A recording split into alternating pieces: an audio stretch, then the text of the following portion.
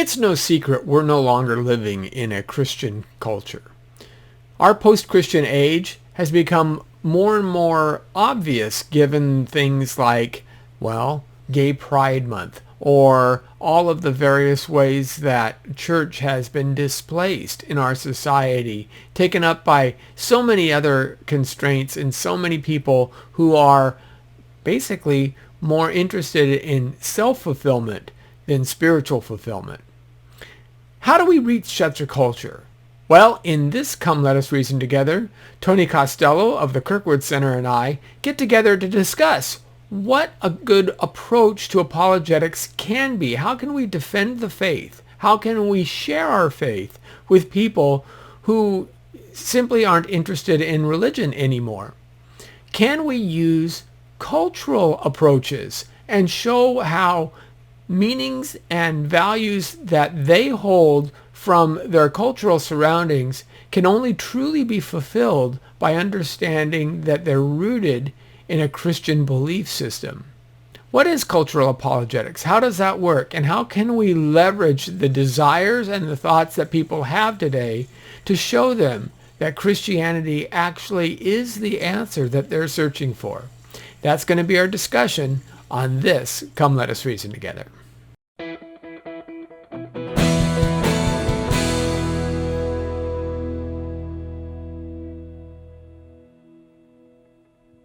Today, I am honored with the online presence of my good friend and colleague, Lenny Esposito, who's been doing apologetics for, I won't say how many years, 20, but at least 27, 28 years.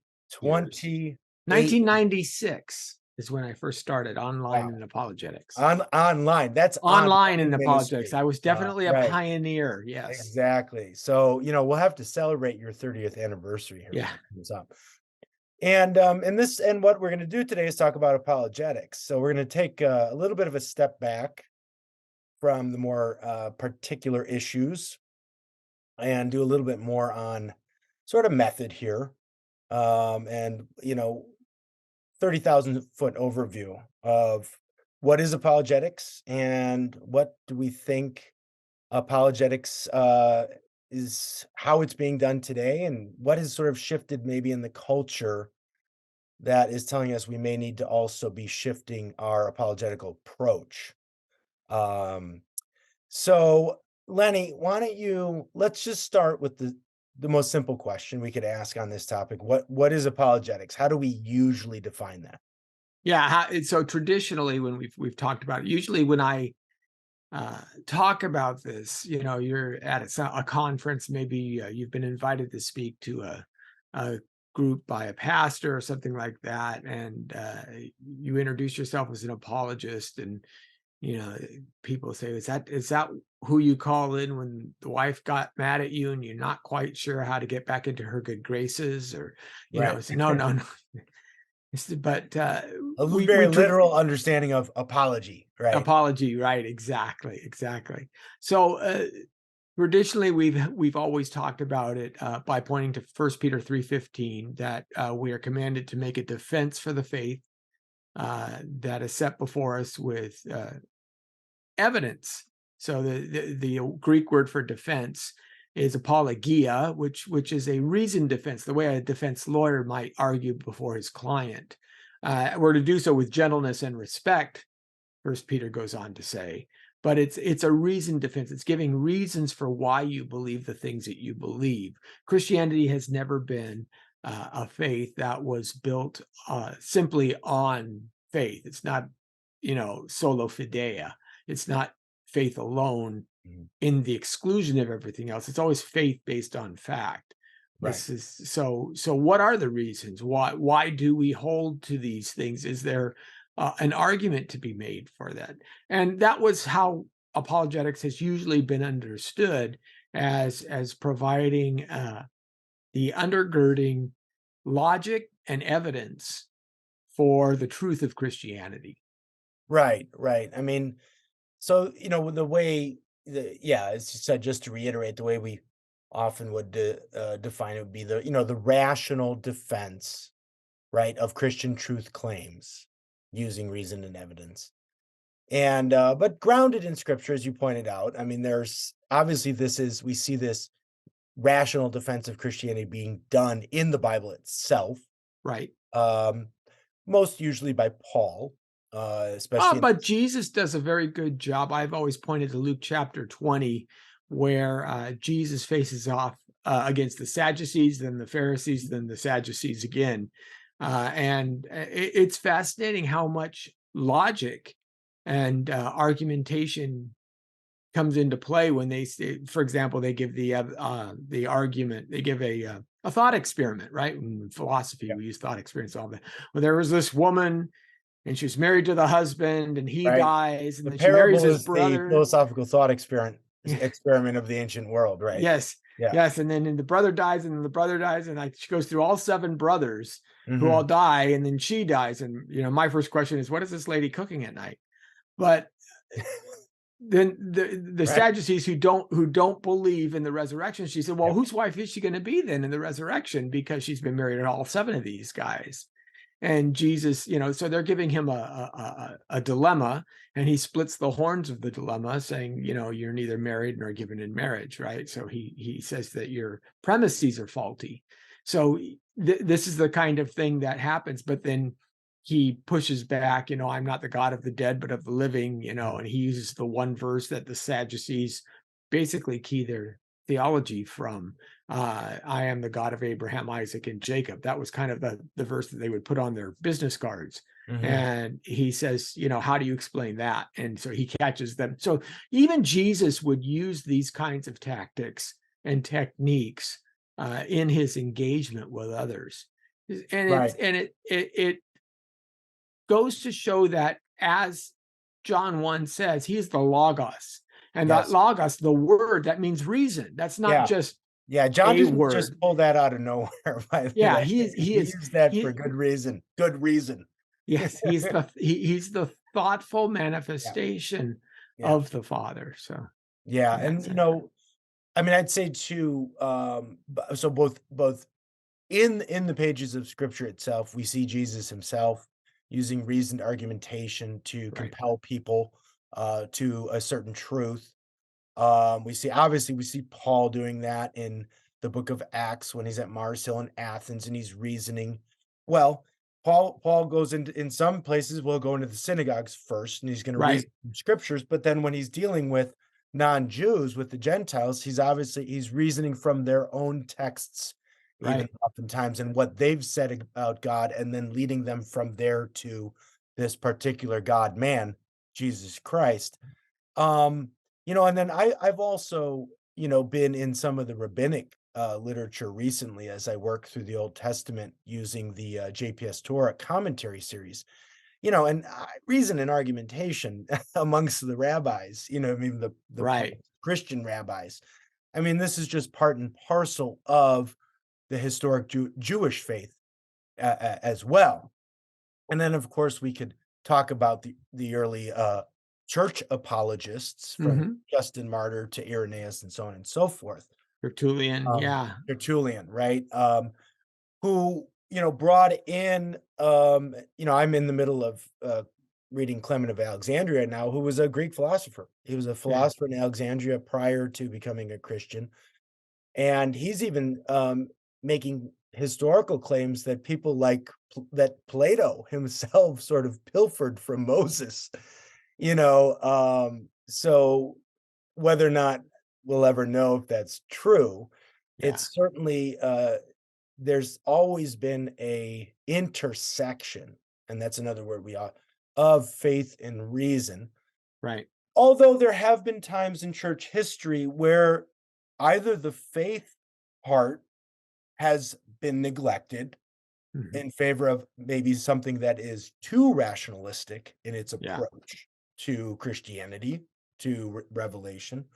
We have seen periods in the church's history of a sort of hyper rationalism that can get very untethered Especially from, in the Enlightenment period. And yeah, in the Enlightenment, especially. And then we've also seen moves in the opposite direction of a sort of fideism that would sort of downplay. right. reason. Kind of see that in Luther a little bit.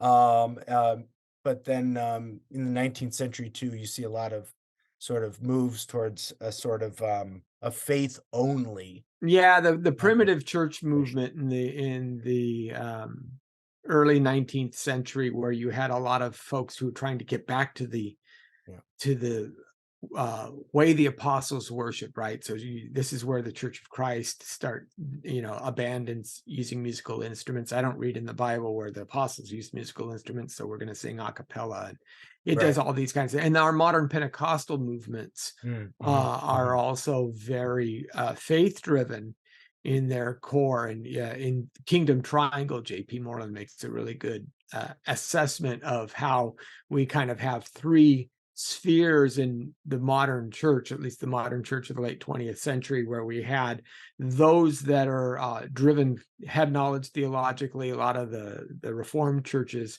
are very theologically driven, but they're maybe spiritually dry.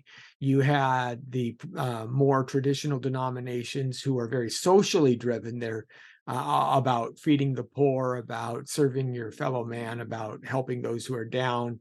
And then you have the Pentecostal churches who are very spiritually driven. The Right. problem is that those many of the times those churches fall into one of those camps, one of those corners of the triangle, but they don't.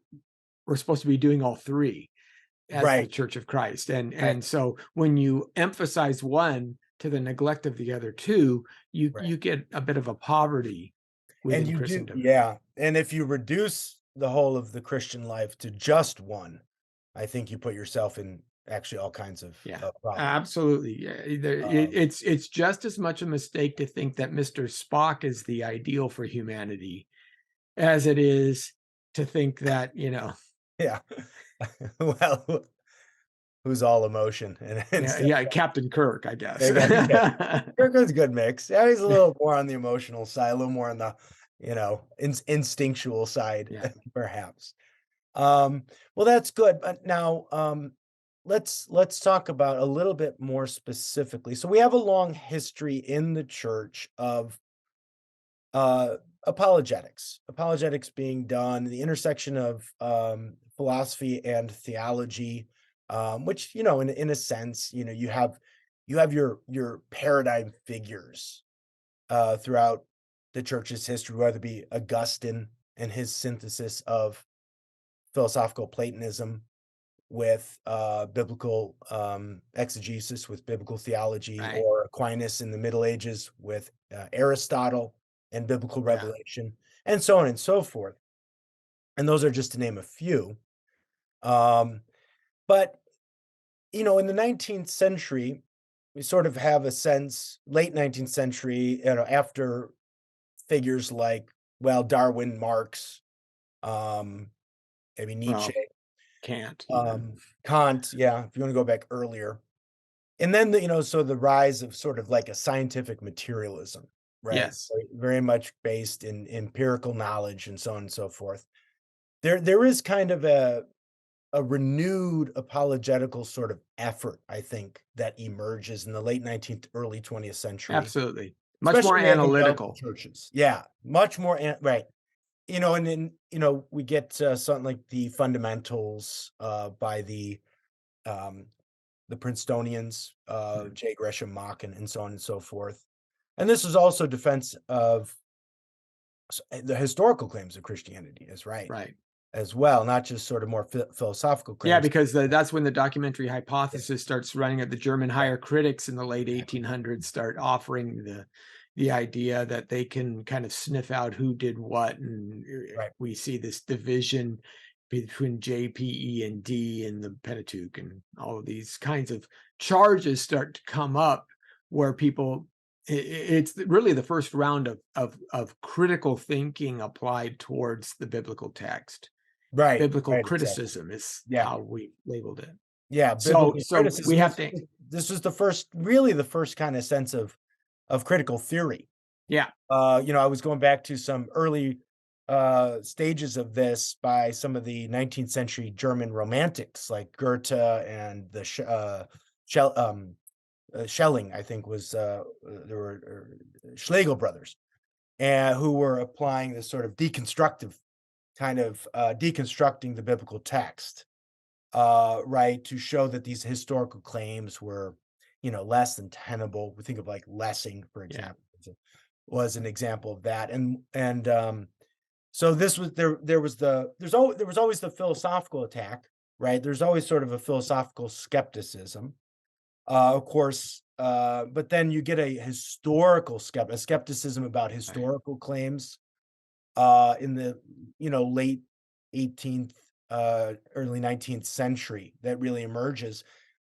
And so there's sort of like 2 branches, I'd say maybe 2 categories of apologetics that we've talked about, traditionally. One is sort of philosophical apologetics, and the other is sort of historical apologetics, and both are responding to 2 different sort of sets of skepticism. Yeah. Yeah. So it's interesting that usually what happens in these cases, and if you follow kind of the growth of this subdiscipline, because it is truly a subdiscipline of theology proper. Mhm.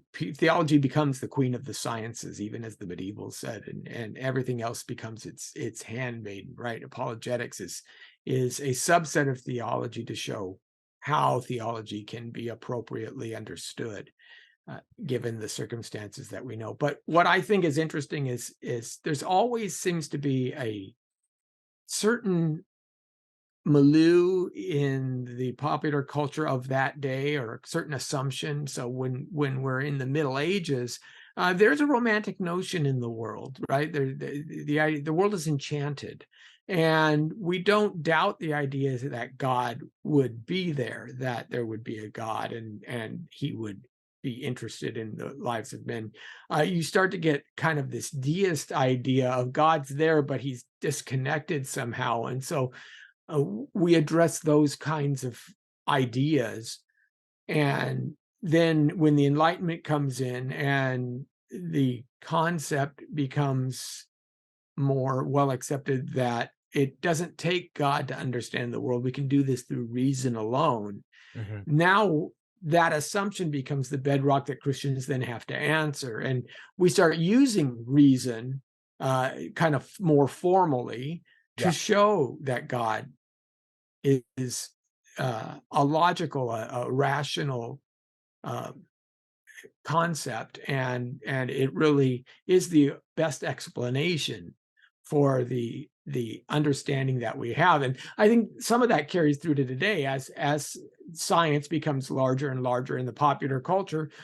We learn more things about our world. We learn more things about the creation itself. We learn more things about our biology, and we use those to point back to God, right? So we no longer talk about the miracle of life in just the fact that it's a miracle of life. We talk about the miracle of life in the fact that DNA is a self-coding system, right? It's a messaging system, and so we can get more specific in the genome and things like that, but it always seems to be carried through the undercurrents of wherever the culture is today that Christians need to respond.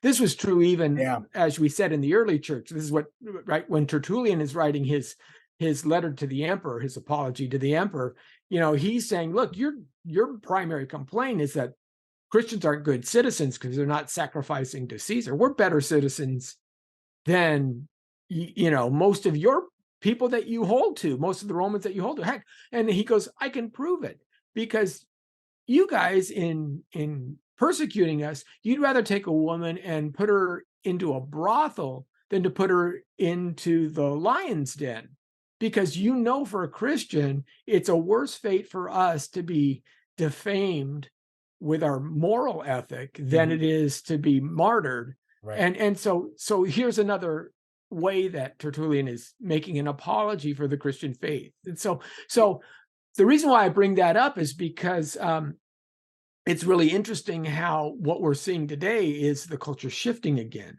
Yeah. And it's not, it's the scientific thing is there, but it's not carrying the current that it used to be. Right. And so apologetics is going to have to start shifting with it.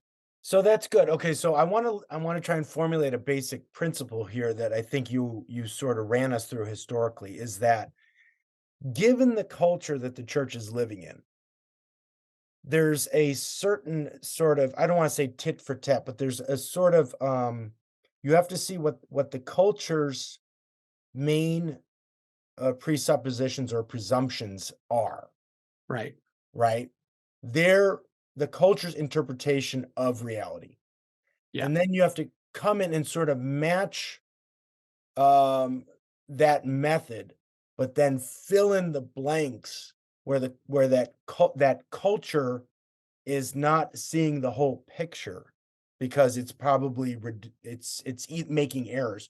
We as apologists have to fill in the blanks where the culture cannot with the Christian answers. So I think like again, I'm in Clement of Alexandria, so 3rd century AD, and he's got a letter called Exhortation to the Heathen, and he's going through all of the Greek and Roman gods, right? And he's showing Yeah. their deficiencies. Well, because although obviously there was a philosophical tradition in 3rd century AD, but now a very well developed one going back to Socrates, there were still folk religion was still very obviously prevalent. So you have both going on in the early church. You have philosophical responses, right, to the Platonists, and the Epicureans and the Stoics, filling in the blanks given the philosophical, uh, methodology that they're using to explain reality, filling in the blanks from a Christian perspective, from a Right. biblical perspective. But the early church was also responding to the layperson who really believed in, the Homeric gods, that they were out there and they were, like us, and, you had to sacrifice to them and so on and so forth. The gods that, you know, um, this was the reason why Socrates had to drink the hemlock, right? He Yeah. refused to obey give credence to Right. those gods. So but we can respond to those kinds of arguments as well, because obviously we believe in, the supernatural, we believe in God, and we believe in angels and demons. And the early church is saying, in a sense, that these gods are something like man-made idols that demons use Mm. in order to attract worship to themselves, false worship, right?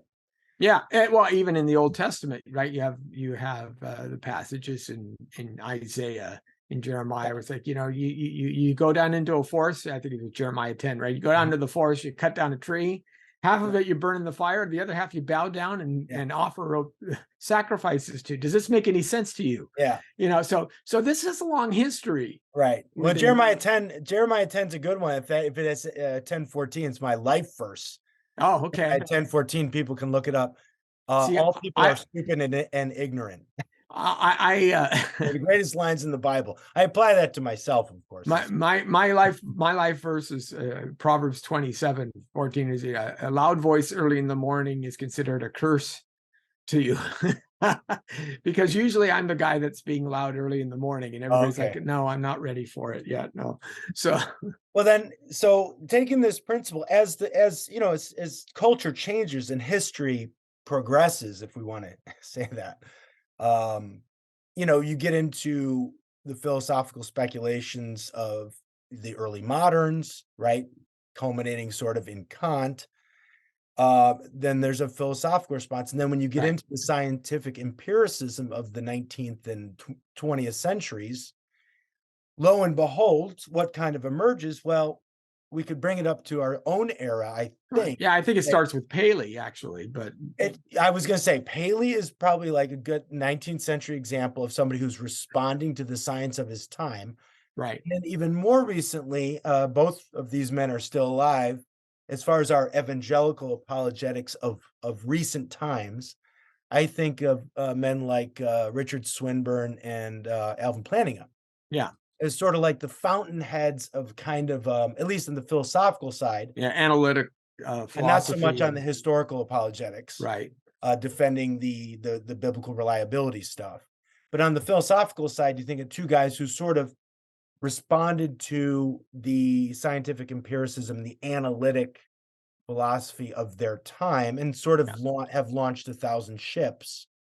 Um, and we have a whole, now second, maybe even third generation of Yeah. sort of Well, and analytic I think philosophy. for that that's true from the analytics side.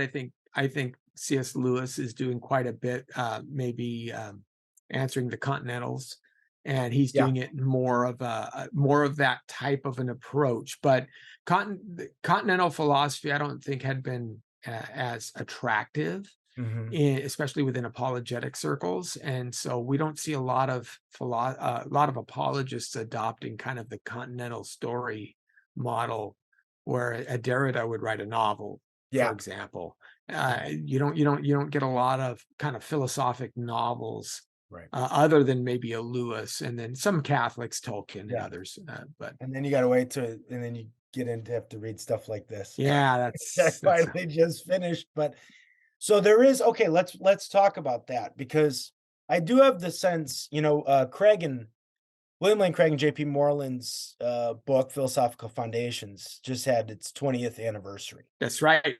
And being sort of like I know I went to the Biola and did the Biola apologetics program and another degree at Talbot, and you are intimately familiar with that whole sort of scene and all those folks. Right. So you've been embedded in that. I've studied in that vein of analytic philosophy, religion, and then of course the defenses of the historical reliability, where you get like big name scholars who've done excellent work like N.T. Wright or um, Gary Habermas on the resurrection and others. And I feel like okay, maybe when we were start talking about the shift a little bit. In one sense, you might say now, obviously, some atheistic materialist is out there is going to totally disagree with this statement, but we might say there's a reasonable amount of Christian resources that have been built up Yeah, in the area of analytic philosophy of religion and historical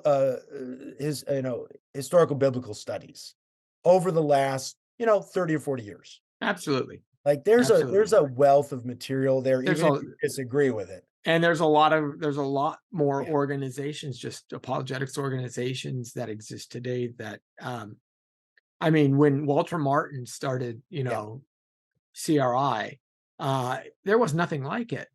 yeah. A Christian Research institute. academic and Yeah. research institute. That was something that was That really wasn't just like unique. a seminary itself, like a No, actual. it was an independent entity, and Right. now there's dozens, if not more, really fine stuff from countercult ministries like Watchman Fellowship Right. to cultural engagement folks to even specific specialty organizations, Life Training Institute, for example, if you're talking specifically about abortion and Right. things like that. So yeah, there's a lot of diversity now. There's a lot more resources that one can draw upon than there used to be. And you'd say there's a range of levels there too. I mean, I Absolutely. don't think anybody anymore can shake. I mean, with when planning came on the scene, and then and Swinburne and their sort of disciples, and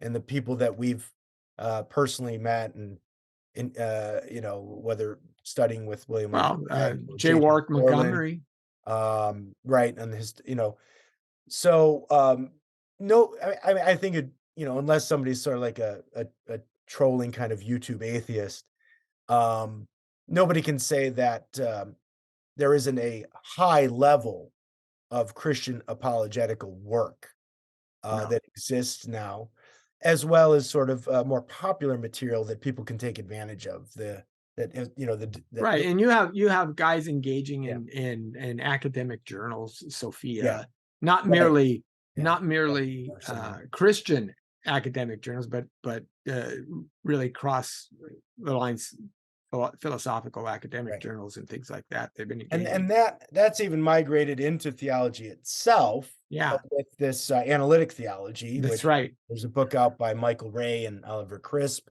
from, I think, 2009 that people could pick up, where the tools of analytic philosophy of religion are being applied specifically to Christian doctrines, like Right. Trinity or the Incarnation or the Atonement and so on and so forth.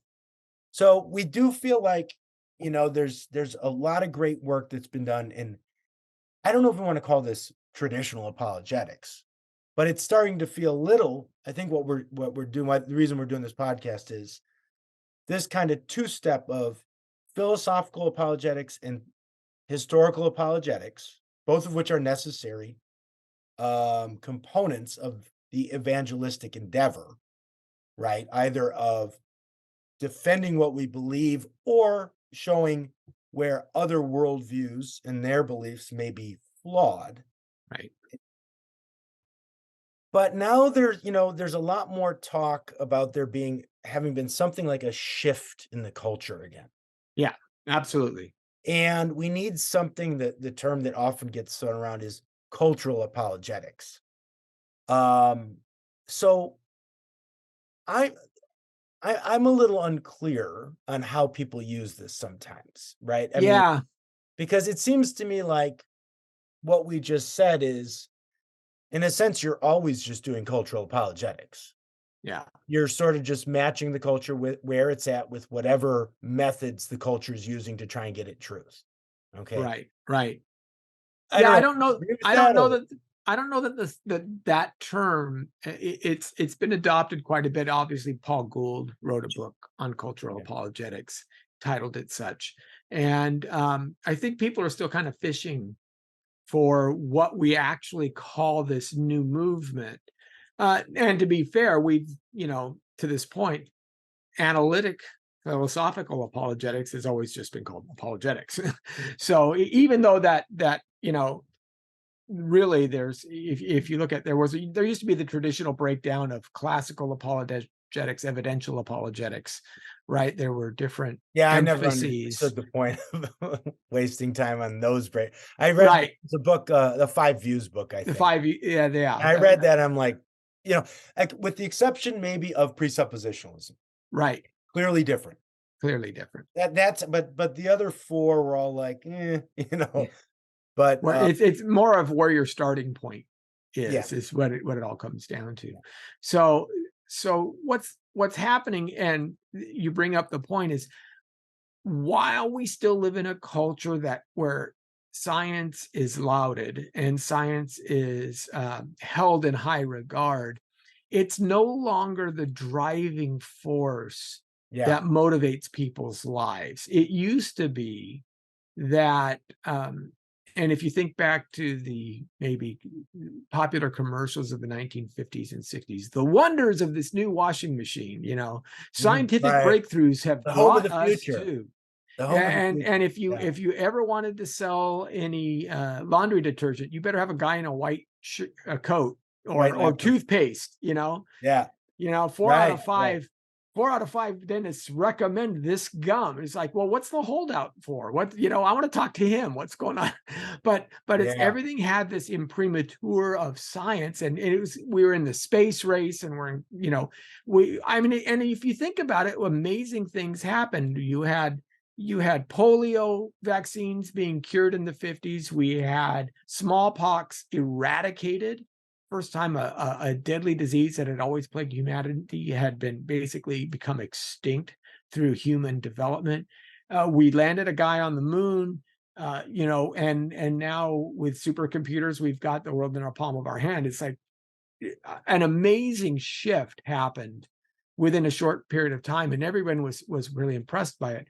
But the younger generation, the one that's coming up now, they take science for granted, in the mm, sense that they mhm, say, well, of course we're going to be able to control our environment.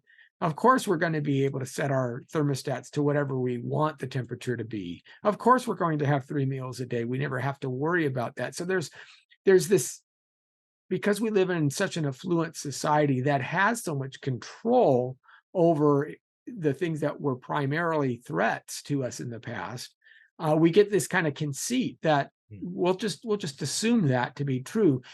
But what does that tell me about me? And of course, part of this shift comes in, as you wrote in a recent article about the psychological man, right?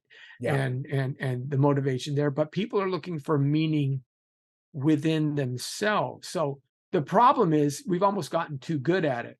Everybody understands that you can fake, you can have CG mhm, and deep fakes and artificial intelligence, and you can create images to do whatever you want those images to do, whether they're true or not. So that unnerves a lot of people. They're like, well, I can't even trust the videos that I'm watching, right? You can't trust that. And everyone has seen even video clips on YouTube that aren't necessarily doctored, but they're truncated. So they don't tell the whole story. And however you frame the video, Oh, yeah, I just saw one today. spins Yeah, the narrative, right? yeah, And yeah, we right. hear these terms in our society today. What's the narrative? Yeah. So what happens is a lot of people today, especially those who have grown up with technology, are now saying, well, the only thing I really can trust is what I feel. It is my feelings that I know are true because I feel them directly and immediately. Mm. And that Sounds becomes almost their, like Descartes. yes, This it is what I'm becomes directly in touch with, is my right. And inner it self. becomes, that Yeah, becomes their kind of their epistemic guide. basis. Yeah. And so what we're seeing today is a shift in values, that we're not valuing the rational above all. We don't know if all of that's true or not. Mhm. People can argue me into a circle, but I know what I feel, and I can't doubt what I feel. And therefore, this becomes a much more important aspect. And where do those feelings generate from? They generate from family to some extent, people, but much more so to when social circles, their friends. Friends become huge Yeah, now. You're seeing, matter of fact, you notice that even television shows have shifted from the 70s and 80s, when it was family-based shows, right? It was All in the Family, or the Brady Bunch, or the Cosby part Show. Cosby Show, Partridge, and there was the show Family with Wilford Brimley and all. Mhm. You don't see those shows anymore. It's all about Friends, Yeah, well, then in or the How I '90s, Met it Your changed to Mother. Seinfeld and Friends, the Right, actual show right, Friends, right. And so it and then became, Everybody Loves Raymond, which in a sense is still the funniest show ever yeah, made, but the family was super dysfunctional, right? That was yes, yeah. the thing, But right? for young people, they see themselves through their networks. Yeah. And because they're networks, one of the things that your friends do that your family doesn't is, your friends are where you have the best times, but you don't have the discipline. So your friends make you feel better about yourself, There's no authority but they structure with don't friends. they don't tell you the things you do wrong per se. They don't punish you for it. Right. And so again, we've become so um, ignorant of poor feelings that we try to shun them. We think that the good life means not ever feeling bad, and Well, yeah, that's part of the culture. yeah, There's a lot of dysfunction in that. But what I'm saying is, that's the underlying drive today. It's not, how can I find the truth, whether I right, even the famous aphorism, I have to follow the truth wherever it leads. It used to be the way that people would appreciate that.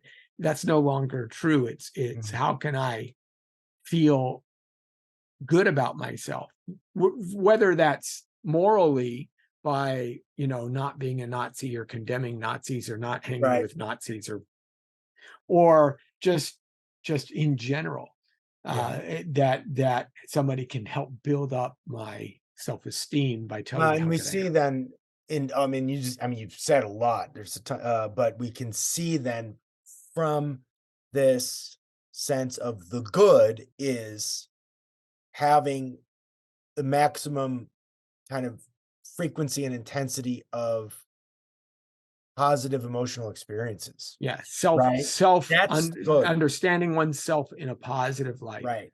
And we seeing can see myself, why sexuality takes such a central right. role in the culture, because it's true that a lot of the way we see ourselves in positively or negatively is going to relate to how we use our bodies and our When you're in the sex. moment, Yeah, right? Because when you're in the moment, yeah, it's like a drug or anything else. It yeah. shuts out all the other aspects. You're Right. not thinking about the walk of shame in the Mhm. moment. If you did, then nobody would be Well, having one. let me okay, there's a lot to go because I now you got me thinking of some of the critical theorists, the Frankfurt School guys in there, especially Marcuse and his whole, which, by the way, let me mention, since we kind of moved into this arena of talking about human beings as sort of psychological creatures. This is sort of the paradigm in society right now of how we're going to interpret ourselves through sort of a psychological lens that focuses on, our inner mental states. Let me mention Carl Trueman's book, and we'll put a link in there in the video, The Rise and Triumph of the Modern Self, which is a very accessible, very mid-level read for most people, not too technical, but a great sort of genealogy of how we got here to this point. Um, Yeah, agreed. and for maybe a little bit higher level um, exposition of that history, he draws off of three other thinkers, specifically Philip Reef, the sociologist, Alistair McIntyre, the moral philosopher, and Charles Taylor, the also a philosopher, Canadian philosopher, who have written sort of bigger, more elaborate books on sort of the same thing of how we got to this place of being a culture sort of infused with seeing everything about ourselves and the way we interact in sort of a psychological kind of method or mode, right? We're not thinking Right. Yeah. theologically about ourselves primarily as image bearers of, a triune We're God. not even thinking of ourselves as integrated with nature. Right. I mean, We're actually thinking of ourselves as independent and distinct from the world and somewhat from each other. This is why this whole gender ideology issue is so big, because we don't yeah. even think about ourselves as being those who are going to propagate the next generation. We're just thinking about ourselves as self-contained individuals to whom the world and even our social circles are ultimately tools for us to make ourselves feel better.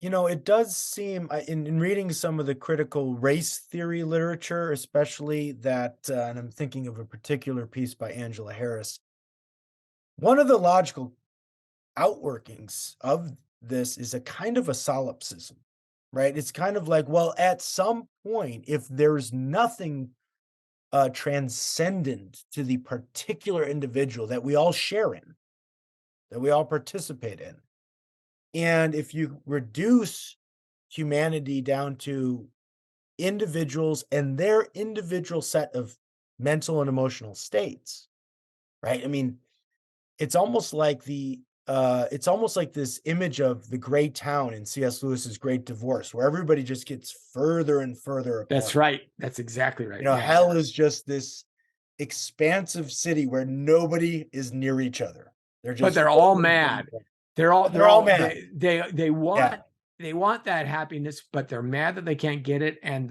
yeah. and it feeds on itself, and they start to eat themselves, and it actually makes them smaller and smaller. Yeah. So let me draw some threads together. Uh Early church apologetics responding to the culture, both philosophically and religiously, right? Because you had the gods of the pagans. Well, religion was the ultimate truth. So Yeah. yeah, that you have to work within that arena. Most everybody has a worldview that includes the supernatural, unless you're Lucretius or somebody, somebody in like Democritus's circles, early materialists.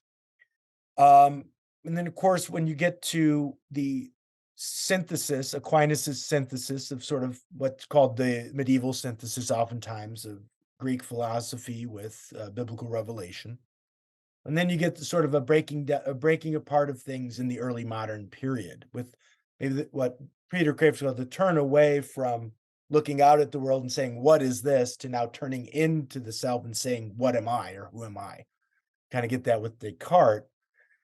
And we could say for an extended period, there was a belief, at least in the West, that this is what science was going to answer for us. Science was going to Right. sort of answer the "what are human beings" question, to But include again, the how now shall we live question.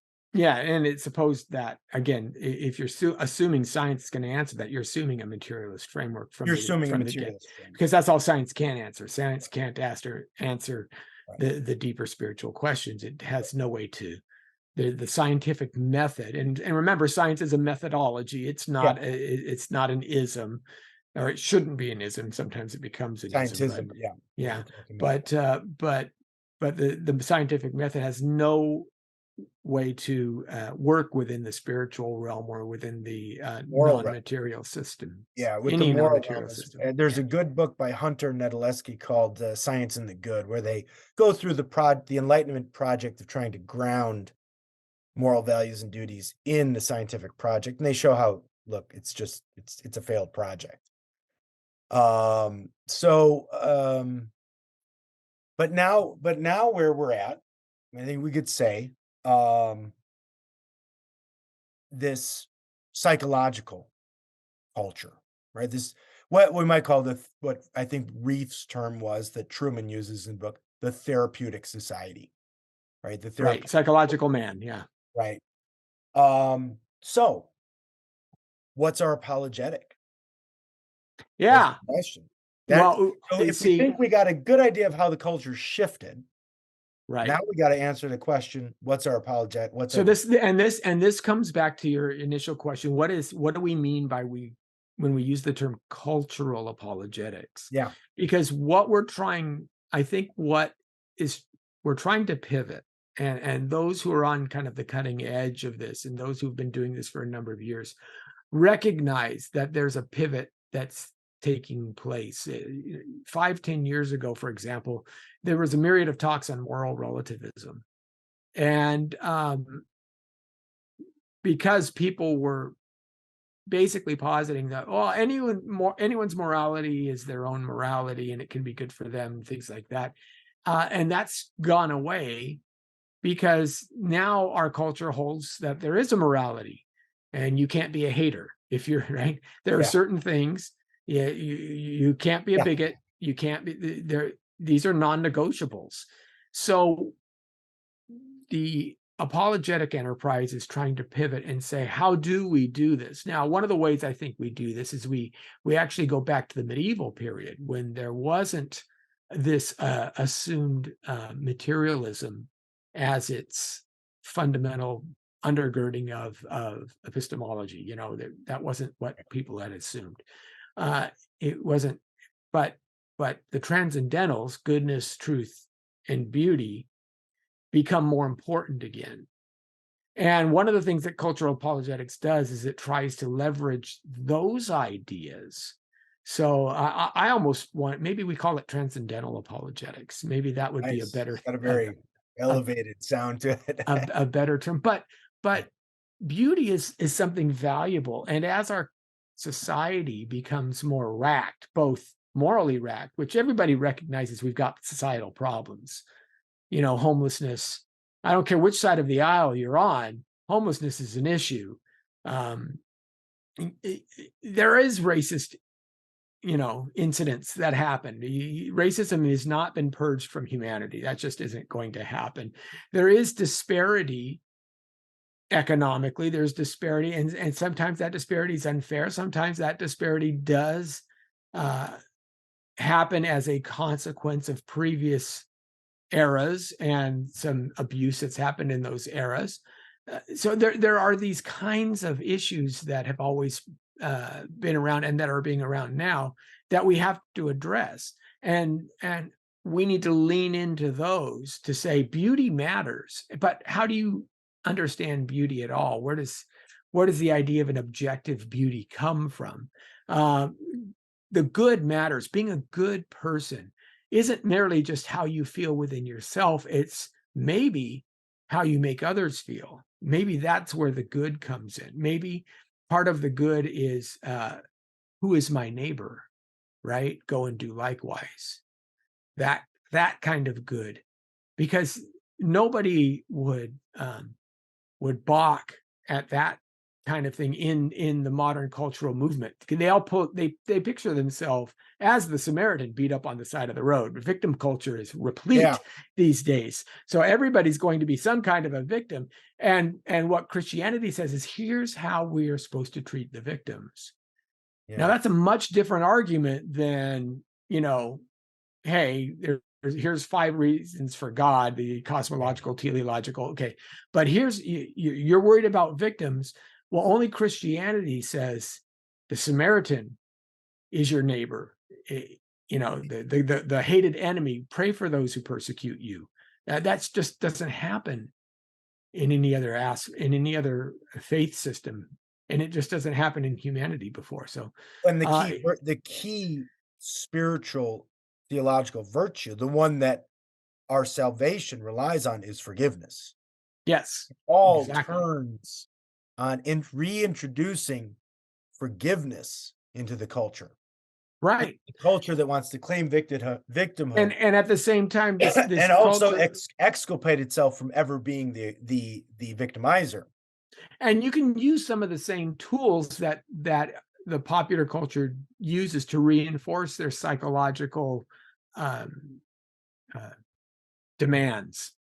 So for example, one of the tools that plays an outsized influence on people today is popular media, specifically films, and to a lesser extent now music. Music used to be much more prevalent in society, but since the era of Spotify and headphones, everybody's individuated within their musical framework. Music still means a lot to people, but it's no longer a shared experience.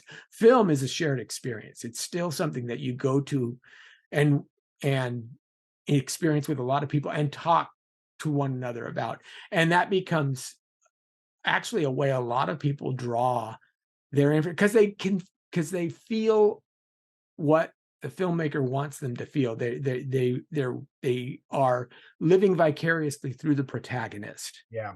right? And Yeah, so it becomes something. So if that's how they're communicating, we can use those points and say, that's a real, if you understand this film, then what you're actually looking for is something that only Christianity can offer.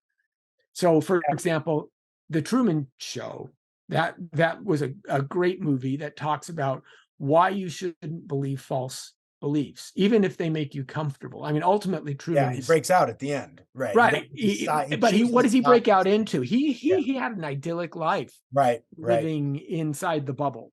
yeah, His creator Christoph, and there's a whole lot of God illusion in right, this right, film, exactly. who's up high in the sun, right? His Mhm. name's Christoph. I mean, that's, and he's talking to him. So I created you. I made you. Jew. You don't know what it's like out there. There's bums on the street out there. You could lose your life. You could get hit by a car. Inside here, you're completely safe. You can live an idyllic life. You can have everything you want. And Truman says, I would rather step out into the real world, even though it's going to cost me something, than live in. And isn't that what we tell people with Christianity? It's like Christianity may not give you a safe life, but it's the Yes, real life. it's the real life, but where I guess where there's one crucial difference in,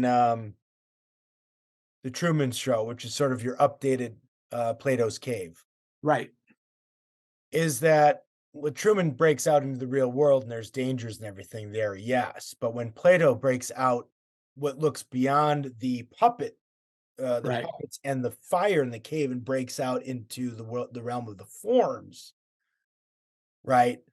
Then there's not then ultimately there is the good, right? There and so while we would say breaking out into the real world is going to be difficult because you're still in this particular Right. period or mode of that world, ultimately there is the greater hope Yes. of being in the new creation, um, right, where the car's not gonna run over you, and Yeah. nobody is homeless, everybody's at home. That's right. That's Um, right. But nobody, but you see, the point is that you can, when you sit down and watch that film with someone, no one's going to say, no, Truman, don't do it. yeah, right, right, Nobody in the audience is cheering for him not. Nobody in the audience is saying, Neo, don't take the pill. right, right. Okay. Or And when Cypher says, I want to be put back in. Remember that scene? yeah, I don't want to remember anything. I want to be put, he's the villain yeah, right, because right, I mean, they're living, what are they eating? This like oatmeal slop in threadbare clothes as opposed to living in New York in the 1990s, being a hacker and sophisticated and all that. That it's another picture, but the audience understands that reality has a value within itself that's greater than one's individual comfort. And so what you can do is you can use those aspects of film to say, maybe your feelings aren't the primary, maybe feelings of discomfort aren't the ultimate value that you should be seeking. So you can say, because you wouldn't seek it in this film, you don't want to be Truman and be left in the television show, right? You don't want to be Neo and be left in the Matrix simulation, do you? right. You want to be free. Yeah, Isn't freedom more valuable than comfort? yeah, And so you can help people today through a tactile way of understanding what you're trying to say, as opposed to a purely logical reasoning right, argument. right. That's good. That's good. And that really does. I mean, the aesthetics is part of that approach, Yes. right? Because we use stories, we use powerful narratives, beautiful imagery, beautiful plot lines, um, to And compel just the idea something of beauty itself, beauty has a that's not value. irrational, but it's sort of irrational. It's sub-rational. Yeah. It's it's more well, I mean, I was reading this German It's sociologist talks about how, the shaping of the human instincts, yeah, right? it's spiritual. Everybody Yeah. it's spiritual, right? We're shaping the instincts of we're trying to help people understand those instincts, not just in a psychological framework, but in a spiritual framework. Right. Right, exactly. And then that gets us right to Jesus too then. Right. And then you have the moral aspect Yeah, too. And I've done a bunch of work on this. It's the superhero genre yeah, is very popular simply because it promises an idea of justice, of true justice served, that there's bad. We all know that there's bad things that happen out in the world. We recognize that. And there's something inside of us that instinctively says that evil that's in the world needs to be adjudicated. It needs to, we need to be able to punish those who are evil. We need to help the victim and help the poor.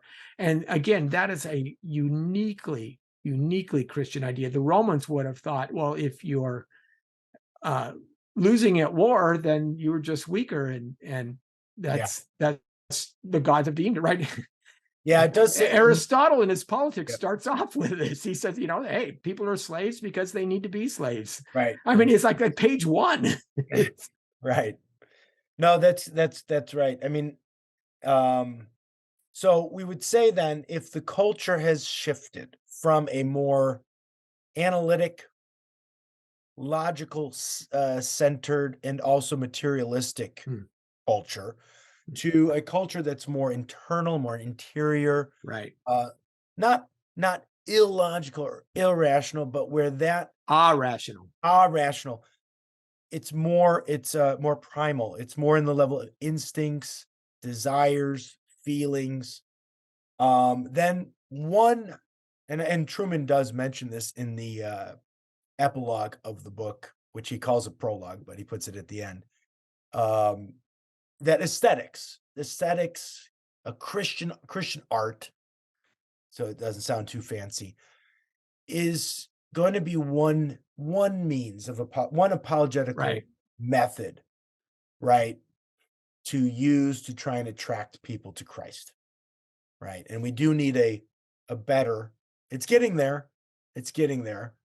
Um, I don't think we've recaptured the great era of like movies like Ben Hur. No. I'm talking about the 1959 version, but we're getting there. The movies, maybe the TV They're show, becoming more sophisticated, and we're having more Christians who nuanced. aren't making specifically Christian films, but are starting to implicate Christianity within their framework. Yeah.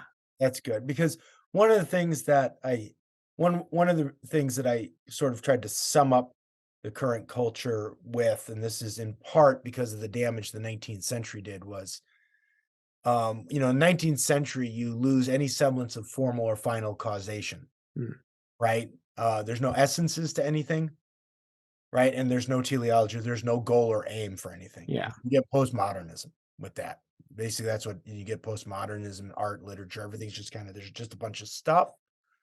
Things happen, there's events, there's happenings, but nothing's really directed anywhere. Nothing's really going anywhere. And then and human beings, we sort of get lost. We don't know what we are. We don't know. We don't believe that we're an essential thing, and we have no direction. Right? Mm. There's nothing that's guiding us.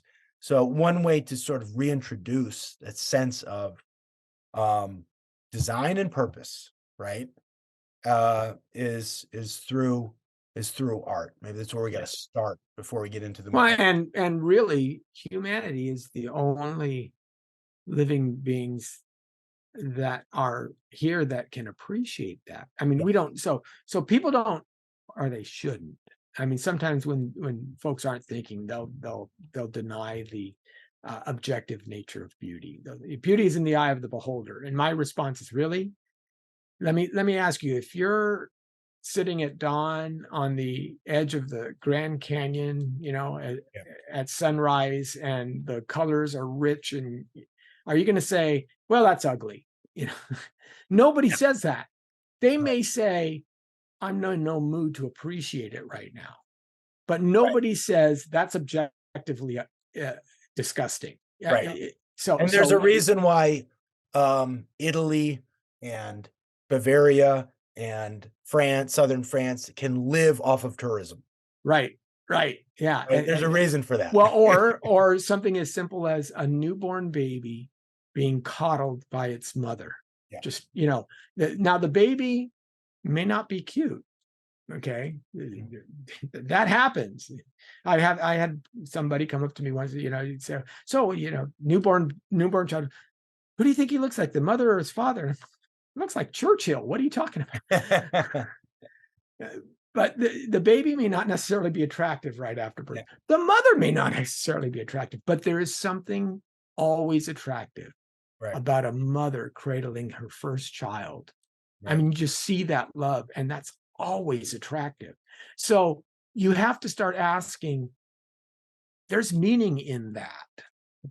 What grounds that meaning? Where do we as people get that? And it's because we're image bearers. It's because we understand that goodness, truth, and beauty all find their grounding in God, in his nature and who he is. It's not simply morality that is grounded in God's nature. It's beauty and truth, because they all come together. right. Something that's deeply moral and deeply true is beautiful. Something that's beautiful and moral is going to be true. Yeah. They all find their emergence Yeah. in I the mean, the Godhead. romantic poets in Germany basically collapsed. I mean, they said the same thing that, I mean, or what was Keats's famous line, beauty is truth, truth, beauty, that is all you Right. know on earth and all you need know. So they understood that, and then they wanted to ground, of course, they wanted to ground moral values and obligations in just natural beauty, Right. which You can't obviously do it. that's not going to work. Um, so I want to wrap this up. I think we did a good job of covering sort of, I think we got a good understanding what cultural apologetics is. It's just responding to the culture as it presents itself.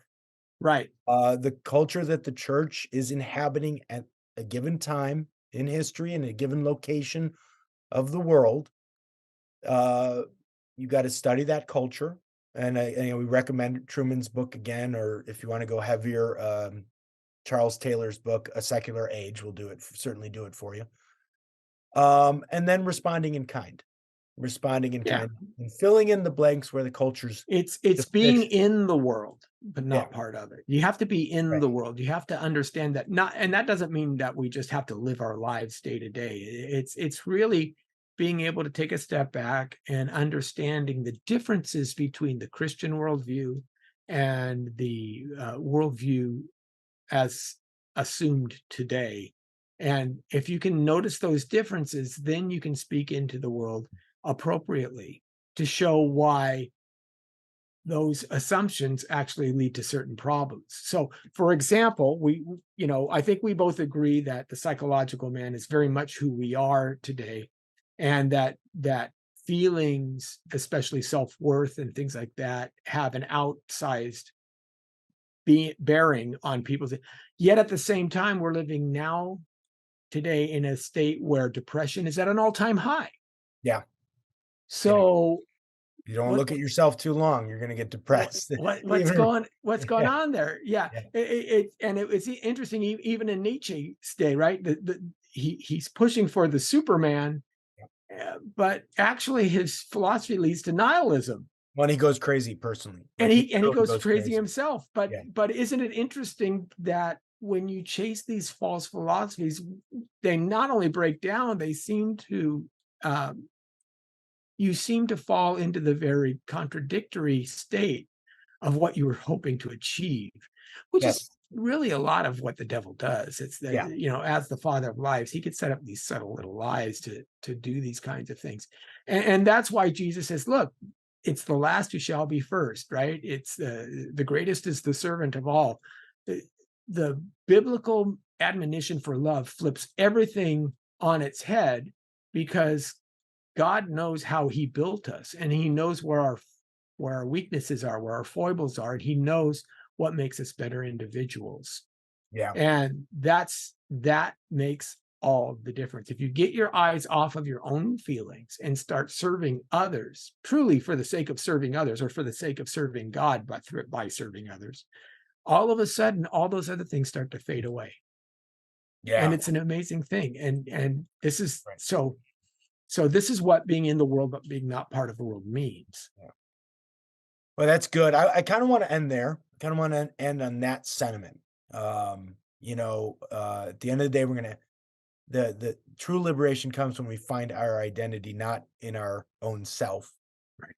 but in the creator who made us and in the son who, comes to redeem us.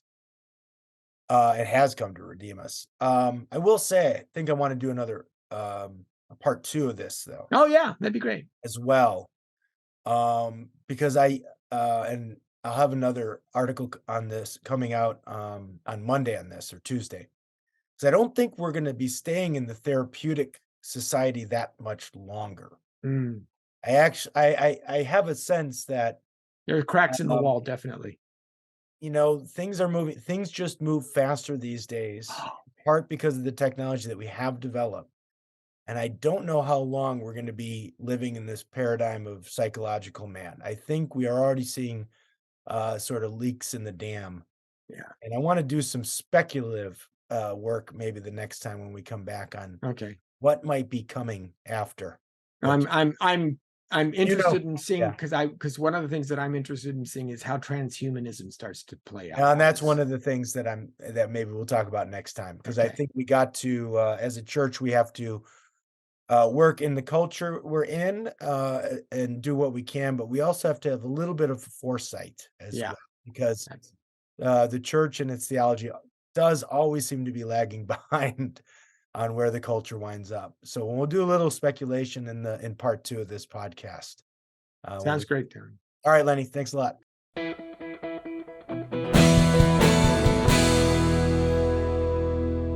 Thank you for watching this Come Reason video. I hope you enjoyed it.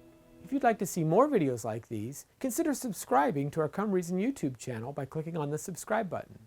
And you can follow us on social media.